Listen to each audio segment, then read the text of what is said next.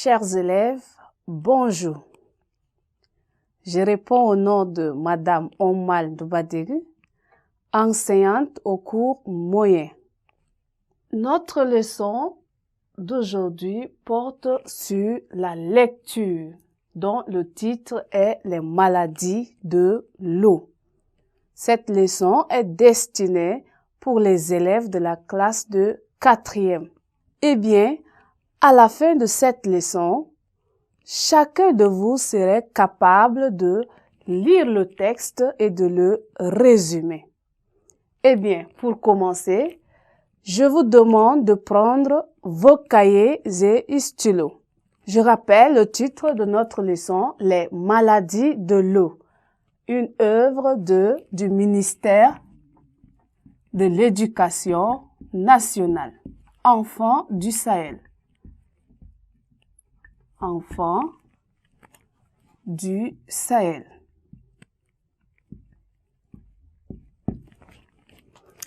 Eh bien, nous allons à présent passer à la présentation de notre œuvre. En grand 1,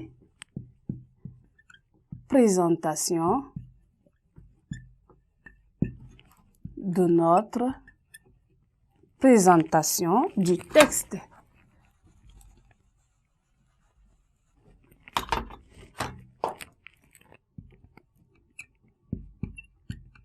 Du texte et son auteur. Eh bien, la présentation du texte et son auteur. Le texte intitulé « Les maladies de l'eau » est une production du ministère de l'Éducation nationale. Il est donc extrait de l'œuvre « Enfants du Sahel » publiée en 1998. Publiée en 1998. Nous allons à présent passer à la lecture de notre texte. Nous disons: l'eau est à l'origine de nombreuses maladies parasitaires.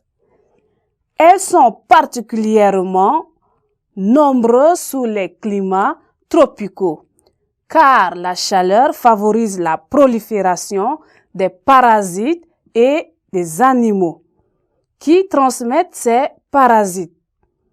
Ainsi, les insectes porteurs du paludisme et de la fièvre jaune ou de l'onchocercose se développent-ils au niveau des points d'eau. Les larves de la mouche tétée, responsables de la maladie du sommeil en Afrique tropicale, se développent dans les sols humides au bord des rivières et des marécages. La fièvre typhoïde, encore fréquente en zone tropicale, est responsable d'un grand nombre de décès. De même que les dysenteries, maladies infectieuses provoquées par l'ingestion d'amibes microscopiques, animaux des eaux douces qui parasitent l'intestin de l'homme. D'autres maladies sont transmises à l'homme lorsqu'il se baigne par des larves qui traversent la peau et gagnent la circulation sanguine, comme les larves responsables de bilharziose, de graves maladies du foie et de l'intestin.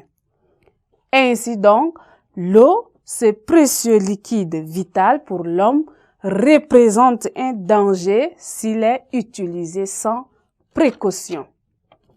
Chers élèves, c'est tout pour cette séquence. Nous allons en fait continuer la suite de notre cours à la séquence prochaine. Merci.